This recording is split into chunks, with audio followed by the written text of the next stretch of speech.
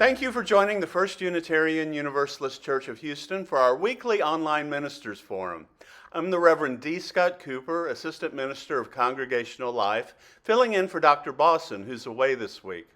These programs are conversations with community organizers, artists, scholars, religious leaders, and others about how we can collectively address the present crises.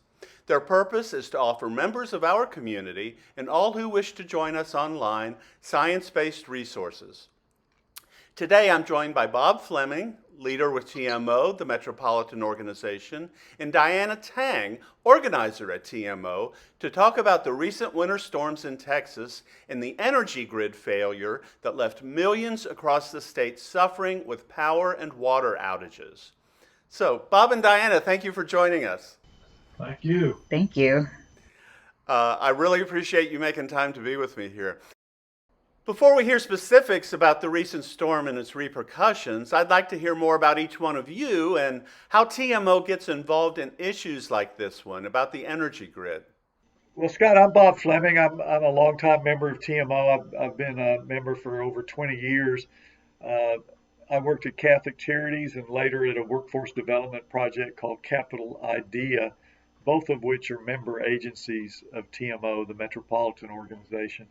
And I got myself involved because I liked its way of values-based, spiritually based, nonpartisan political participation. And that was my motivation for joining, and I still find energy from it today. And I'm Diona. I am an organizer with TMO. So, I get the opportunity to work with our member institutions to, work on issues that are important to families across the city. TMO got involved in this energy grid issue because, it impacted families, right? People experienced a lot of hardships, right, and have huge financial burdens now, right, kind of, because of all of the water pipes bursting. And so, the organization TMO has been in Houston for 40 years, really, focused on building a network of relational power in the city to be able to address the issues that families are facing. And so, this came up like many of our other issues, and that, families brought it forward. People were, angry and wanted to see something to change, and started the process to educate ourselves around why this happened and what we can do about it. So tell us, how did the energy grid failure happen? I think to kind of frame and start us off, we like to think about, all of the decisions and culture that happen in our society really as the balance between three different sectors: the market sector, the public sector, and the civic sector. So the civic sector is, right, like our congregations, our neighborhood institutions, regular citizens. Our public sector is our, governmental entities, our local, state, and federal government. And then our market sector, right, is our private companies and corporations. And so in an ideal society, they are balanced, right, and they're checking and balancing each other. And I think what we have seen here is that through the process of deregulation and, market interest, that the market, sector is really just gotten way, way out of whack. All of the interest, all of the power in relation to this issue is really benefiting the market sector here. So to pick up on Diana's theme, we teach at TMO or have come to learn that when the public sector fails at its responsibility, it has certain responsibilities, but when it fails, all of us pay a trauma tax. It could be in dollars, it could be in stress, it could be in death, it could be in sickness, it could be in loss of jobs, but we pay a trauma tax. So just to use Houston-Harris County as an example, the inability of the flood control district and our developmental policies to control flooding caused us to pay huge trauma taxes after the Memorial Day floods and Hurricane Harvey.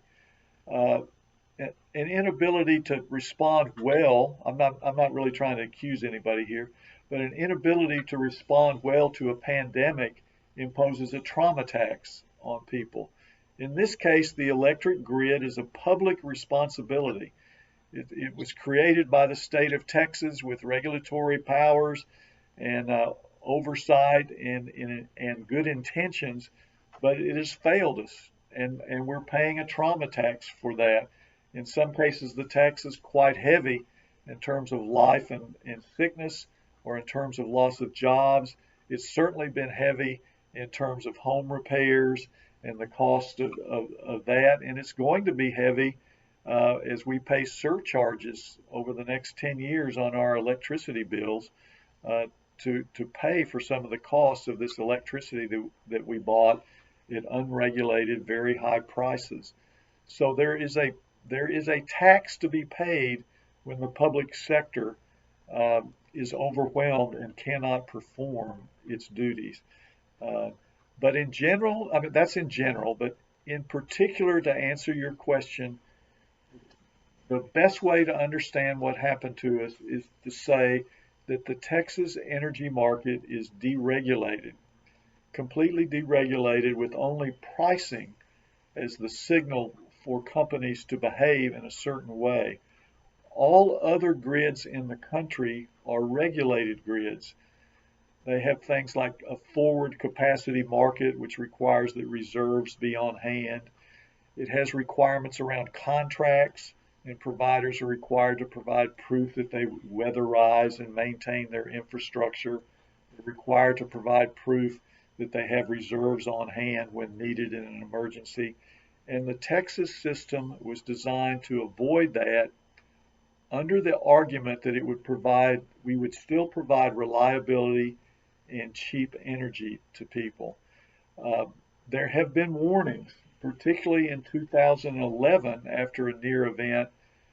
There was a failure in 1989, 3 million homes lost power. In 2011, we had a near disaster as a result of hot weather. The legislature, during the interim period, the committee on public affairs met. They came with recommendations on how to fix this problem, and those recommendations were not taken up. And there have been repeated close calls. Experts have predicted that this could happen to us, and now it has.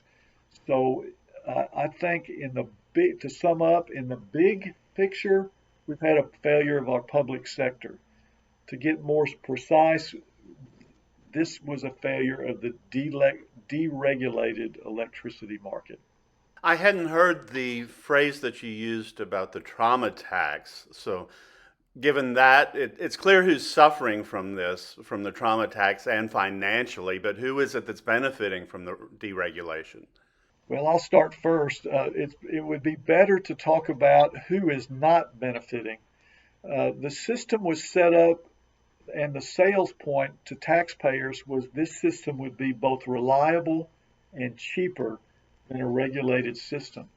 Well, we've just failed the test of reliability. Reliability is the test that you can get electric power during adverse weather events. We failed that test. The test of affordability, we have largely failed as well. Texas ranks 31st in in the price for residential homeowners to buy electricity. Now, commercial providers in Texas do better. The big commercial providers, they rank, the big commercial consumers, their price structure is fourth in the nation. So our system is not as cheap as it should be, is not as reliable. I think Diana has something to say about the Wall Street Journal and what they had to say about that. Probably about a week and a half ago, the Wall Street Journal had, looked at kind of the costs, that Texas, regular consumers had paid.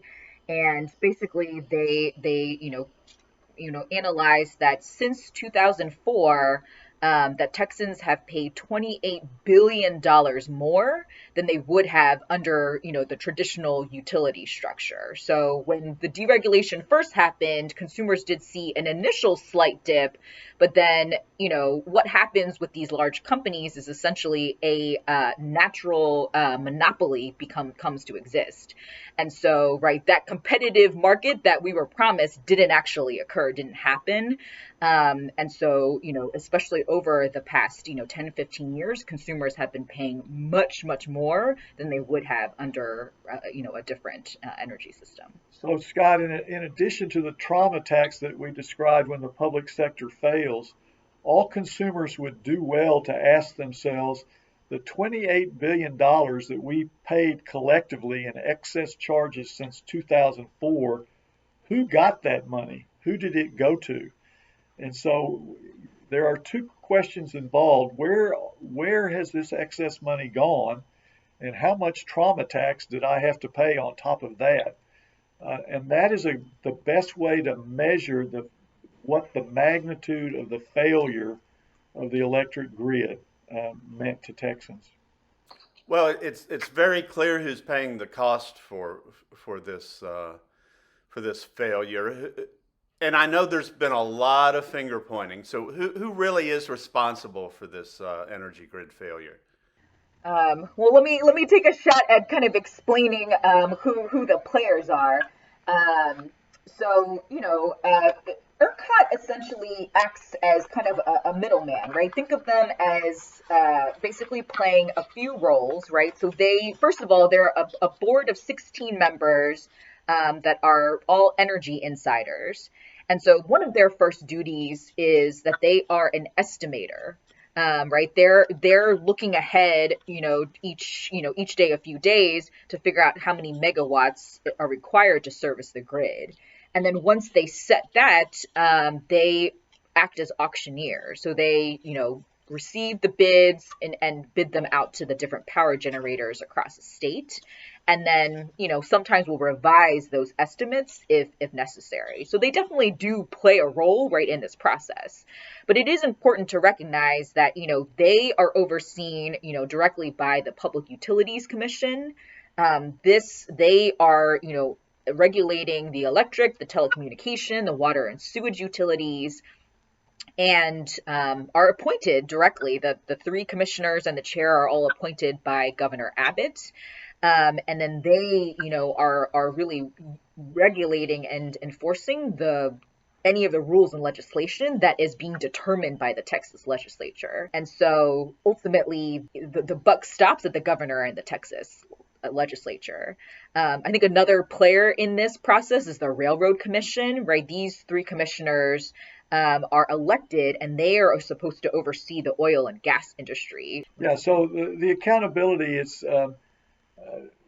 when this initially happened, there was a lot of finger pointing, and you can probably tell by my accent that I earned honestly that I'm a native Texan, and the old Texas saying about that is don't blame me, don't blame you, don't blame me, blame that fella behind the tree. And so there's been a lot of that going on. But when you get down to as Diona described, when you get down to the nitty gritty, it's the governor, the legislature, the Public Utilities Commission, the Railroad Commission, and then finally ERCOT. This problem, people need to know that this problem was made in Texas.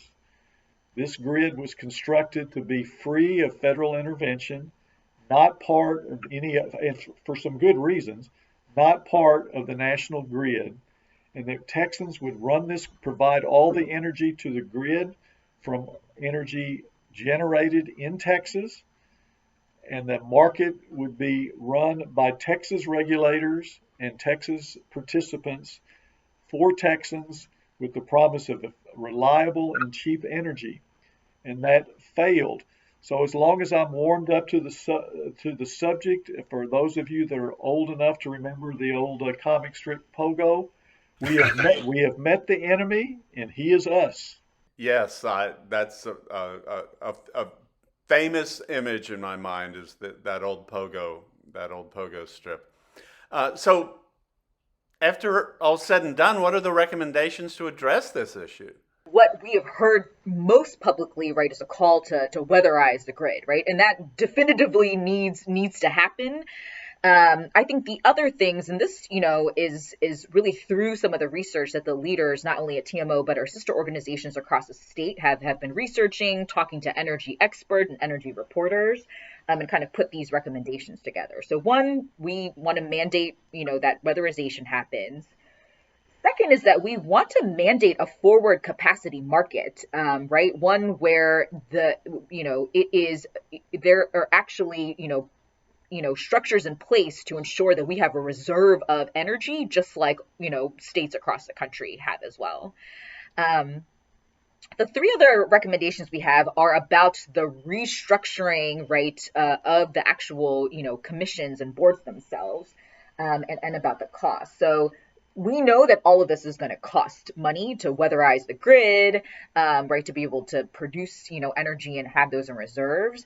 And we would want to ask that a formula is actually created so that if there are costs to the consumers, they're spread out over years, but that the utilities and gas companies actually absorb at least 50% of the costs, and that they do not put 100% of the cost onto consumers.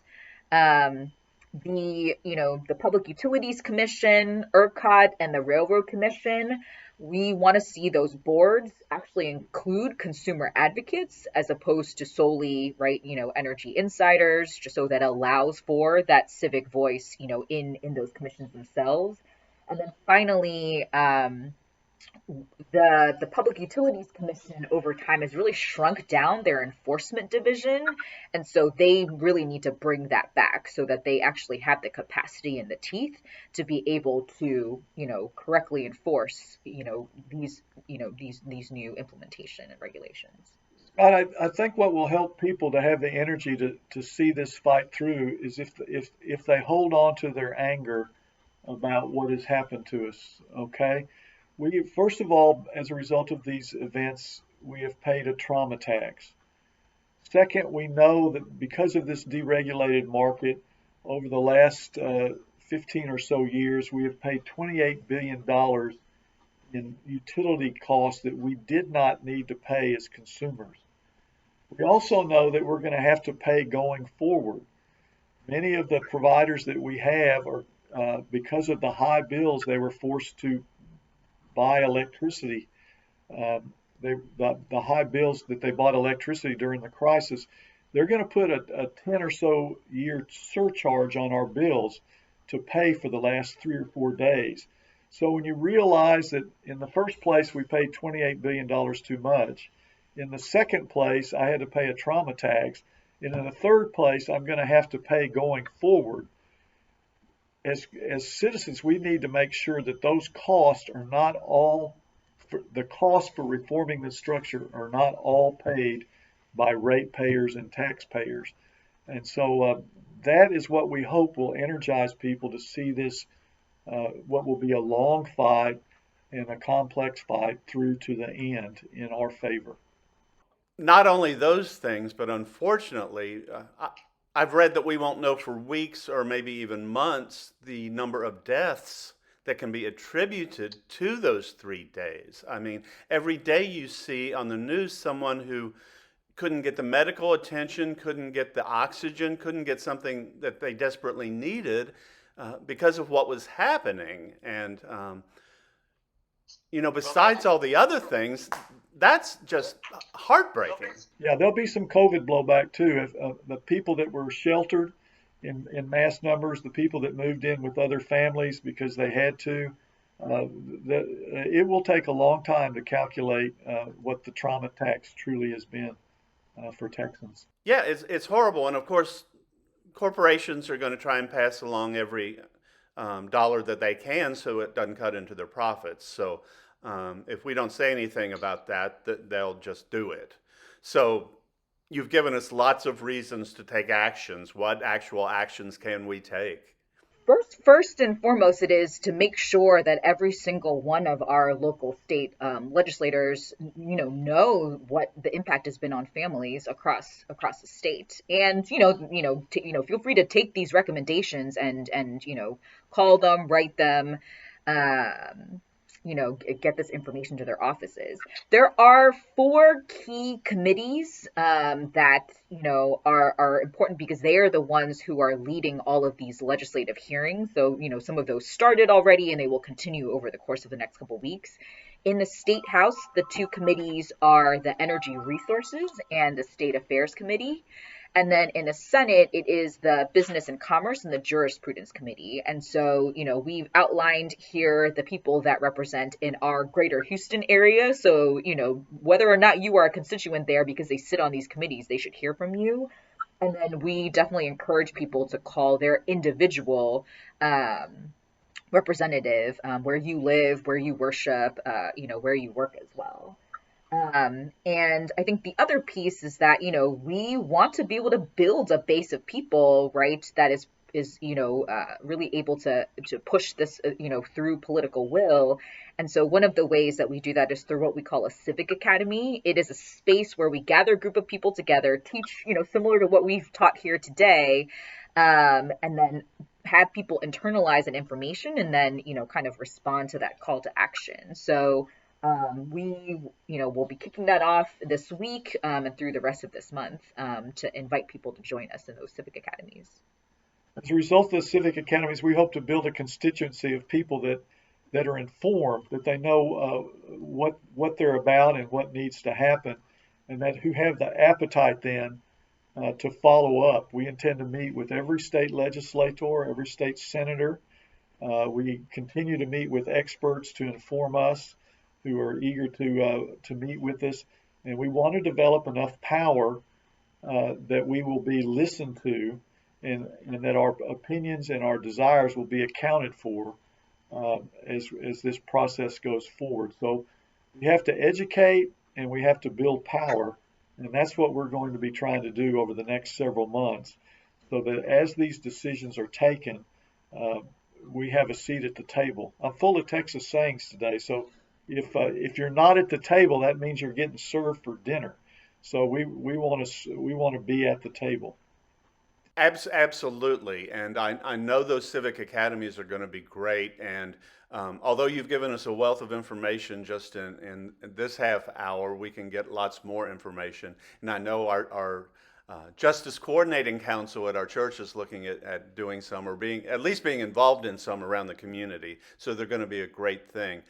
And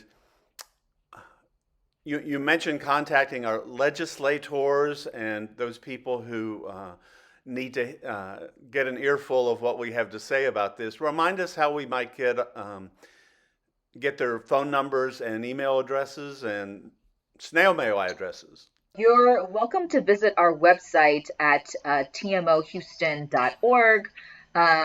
We'll be posting some information up there, and then we're always reachable via our email, which is tmo@tmohouston.net. And we are happy to connect you. But on the website, you'll see that information about where to contact people, and then also which civic academies are coming up that you are able to join virtually. That's great. So that's TMO Houston without a dot in between or anything. That's right. Indeed, there's a wealth of information at that website, so I encourage everyone to check it out. And you've given us a lot of stuff a lot of information and a lot of stuff to think about. So I really, really appreciate you all spending this time with us and informing us about all this. Thank you. Yeah, thank you. Thanks for having us. Definitely. We're thinking we're going to be on CNN next, Scott. So we appreciate it. You're ready for it. I'll look for you there. Thank you. For those of you who were with us on the Ministers Forum for the first time, let me say a few words about Unitarian Universalism.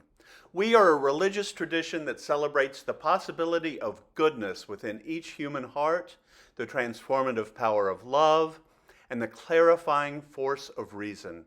We believe that we need not think alike to love alike. We hope that you find these forums a source of connection, hope, and clarity. If you found this video to be helpful, please consider joining us for our weekly worship service. It's posted each Sunday at 10:30 and features music and prayers in addition to a sermon. And I'm preaching this Sunday. Thank you to our staff for making this video possible. It was produced by Christian Holmes. Alma Vizcarra assisted with the editing. We'll see you all online soon and in person as soon as it's safe for us to gather again. And please remember that no matter how isolated you feel, we are all in this together.